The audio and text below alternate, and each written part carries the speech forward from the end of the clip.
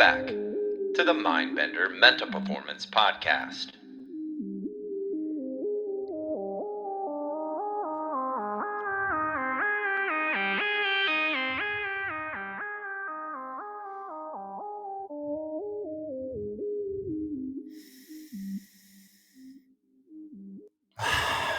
Welcome back to another episode of the Mindbender Mental Performance Podcast, the only podcast that former Licey baseball great Enrique Barrenes says Kowalski makes players fuerte en la cabeza. Yes, I still have the legit Sal Fonzano upper lipper here.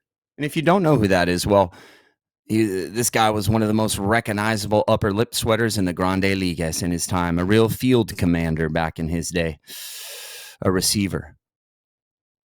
El lugar es aquí, el momento es ahora. Wherever you are, the place is here, and the fucking time is now. That's the whole thing about this pod. Showing up, being present, setting yourself up for success by getting in here, overcoming mental and oftentimes emotional barriers that get in the way of consistent and confident performance execution. Today, we're going to go dig deep into one of my favorite people in the world. Never met the guy, but I feel like I have. He's given me so many lessons. I recently was up at Kane's Manor, Ichabod Kane, up in Shap Pines in his cabin home there, and I found a compact disc inside of the wooden sauna, and it was Jim Rohn. And if you don't know who Jim Rohn is, he was Anthony Robbins' coach, mentor, guide, Yoda. We're going to dig deep into some of Jim Rohn's best lessons on attitude today. As I always say, the most important decision we make is the attitude we take, and how attitude directly applies to the mental performance game, especially for baseball players and coaches. We'll hit on setting your sail, capturing moments, and why you need to progress beyond the beginning phases to execute the mental side of the game. And trust me, this kind of shit that could completely change the way you not just approach baseball, but life. Because personal development comes before professional development, and better people make better players. So let's get right into it. First off, attitude, man. Rohn nailed it. He said, wherever you are, be there. We talk a lot about be where your feet are, present over perfect. Yesterday is history, tomorrow's a mystery, today is a gift. That's why we call it the present. This is huge in baseball. How many players do we see physically on the field, but mentally checked out? Are you playing each pitch mentally and physically? You might be in the dugout, but your mind is still in the last non-executed pitch, a strikeout, an error you made, or you're on a bomb thinking about that runner on third. You're not there. You're not there executing this pitch. And guess what? If you're not there, you're already behind. That's why being fully present is really non-negotiable, and learning the skills and the drills to create more presence, to create more awareness, knowing the difference between mental imagery and meditation and how to utilize them both on a daily basis to lock yourself in. Rohn says, be here now. Be here, be now. Don't be casual about this, because casualness leads to fucking casualties. You need to be laser focused. Turn the light bulb into a laser. You got to capture every moment. Rohn said something I thought was pretty cool. I talk about, like, when you put the uni on, feel ain't real. I'd never go out to the yard and say, hey, Bobby, how you feeling? When you put the uni on, feel ain't real. Clark Kent becoming Batman. Bruce Wayne. Reverse that, right? You understand the spirit in which that was intended. So I wouldn't ask you that, but I would say how you acting. In this moment, when we break it down, we have to absorb everything. This is how we build the mental edge, where you're aware of how everything feels, and that awareness will take your game to a different level. So, feel ain't real, but when you're breaking it down, when you're with your girlfriend, when you're with your spouse, when you're with your boys, when you're at school, feel is real. So you can feel into those moments and experiencing them fully. So I think something about experiencing, being the fighter versus the victim. We've been talking a lot about that. Ownership versus obedience. Next, let's talk about the wins of life. This is some of Rohn's best wisdom. All the things that happen to us are like wind blowing. It happens to all of us. We think most often that when we're going through a tough time, that we're the only ones, right? Look, the wind doesn't give a shit if you're the number one draft pick or if you're on the bench one pitch away, right? It blows. Sometimes it's with you, sometimes it's against you. But I hope that Helios, the god of the winds, is always behind. But we know there's one true one, the grand designer of it all. So it's easy to sit there and wish for better winds. But something Jim Rohn talks about is he teaches us that the key is to set your sail to handle whatever winds come your way. You don't need better wind. You need better skills to manage it. This is where your attitude becomes really, really, really crucial.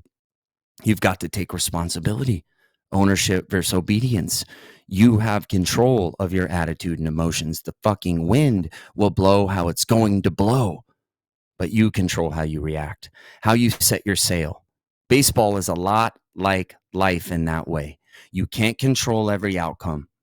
The umpires, the weather, the lineup, your ERA, the batting average, the playing time, what your parents say, what the coaches say, what the other team says, fucking perfect game rankings, what somebody said on the gram. No, it's not all up to you. But your attitude, completely under your control. And a lot of guys with a lot of talent are an attitude away from cracking the fuck through. So set a good sail and you can navigate the storm. And even in a storm, if you set the sail, you get in the storm and you end up in a shipwreck. Even a shipwreck can turn out to be a prosperous voyage in the end. Let's talk about the role of emotions. Let sad things make you sad. Let happy things make you fucking happy. That's about letting yourself feel it all. And trust me, in this game, you need it. You need to feel the sting of failure so it fuels you.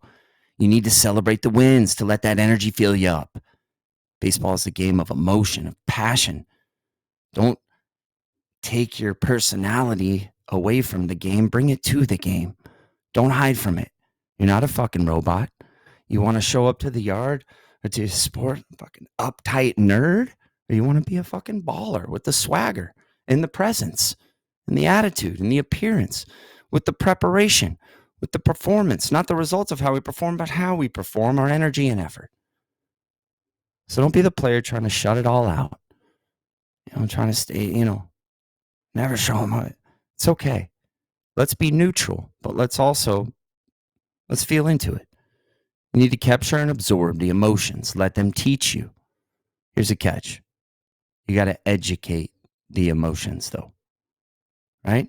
We have to educate the emotions. Just like we educate our intellect, we've got to learn how to harness those feelings so they don't control you. You control them. I always tell players that I work with, stuff it all down and let it explode and fester around and create, a tense, distracted mindset and body. If you're tense and distracted, full of worry, fear, and doubt, what's going to happen? You're not going to perform your best. So feel it, but be smart about it. I want to talk about something Jim Rohn talks as a key point: progression. We all need progression. We all need hope. Hold on, possibilities exist. Hearing other people's experiences. Right? He said at the beginning only lasts so long. The initial motivation, that first week where you're fired up, you hit the gym, you work on your mental game, you show up early. Yeah, it feels great, but it fades. Right?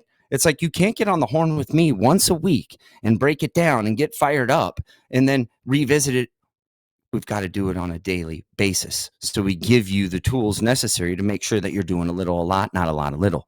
Consistency is the superpower, right? So don't let it fade. If you don't keep progressing, that momentum, it dies out.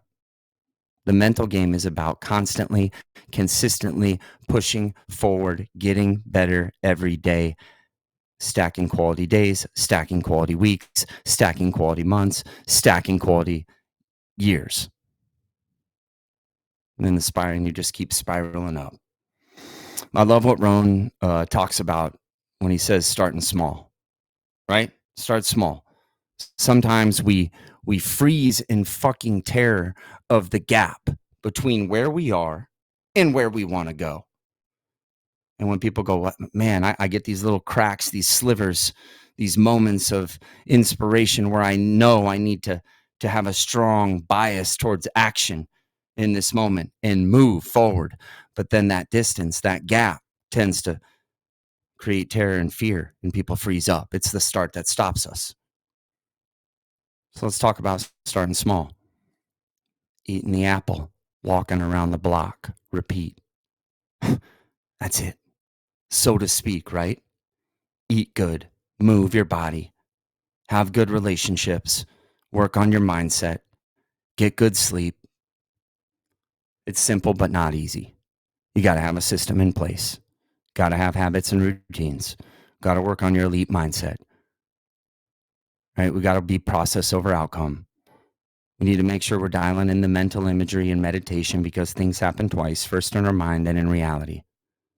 We need to make sure that we know how to lead and we have leadership qualities. We need to make sure we know how to be in and influence and inspire the right culture.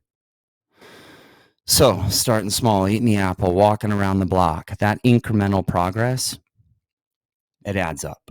You don't need to hit a fucking pump every day. You just need to keep fucking moving forward.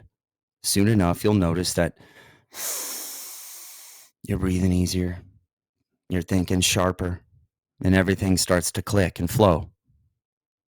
You're building that high energy, oxygen rich blood. You're starting to feel like you're breathing again, not shallow from your chest. Where you're sweating before screens. You got some better habits. You're fucking reading a book. Because the dude that doesn't read books is no different than the dude who cannot read books. So, dial it in. And the more you do that, the more your body and mind get into sync. That's the connection. It's not about being a fucking meathead and going to the gym and no. There's a direct correlation, and we've all felt it. More loving, more kind, your filter for bullshit goes away. Your understanding of yourself, your ability to take action on things and not hesitate. Here's the promise. And I fucking love this. If you want the future to change for you, you must change. And everything will change for you. That's the secret. If you change the way you look at things, the things you look at begin to change. You change your attitudes, your habits, your thinking, your routines, and your whole life shifts. The winds don't change, but you get better at navigating them. This is where self-discipline comes in. And what's the most important word in self-discipline? Fucking self. Things get better when you get better. Change your philosophy, refine your habits, add new disciplines, keep pushing every day to get 1% better. And before you know it, you'll be steering your ship in a whole new direction. The ball player you want to be, the person you want to become, that is on you. So, what's a takeaway from all this? Simple. Stop wishing for better wins. Focus on setting a better sail. Control what you can control. Let the rest go and keep moving forward. No matter what, no matter how tough it gets. Tough times don't last. Tough people do. When you change yourself, everything around you changes. For my Latin players, todo junto si se puede. Maybe not in the sangre, but en tu ojos, en tu corazón. Hasta la próxima. Recuerda, Si quieres ser un jugador disciplinado, comprometido y preparado en el futuro, empiezas esa mierda hoy. Necesita lo que no necesita y lo mejor está por venir. Until next time, remember, if you want to be a disciplined, committed, and prepared ball player in the future, you start that shit today. It fucking takes what it takes, and the best is yet to come. Small step for man, one giant leap for mankind.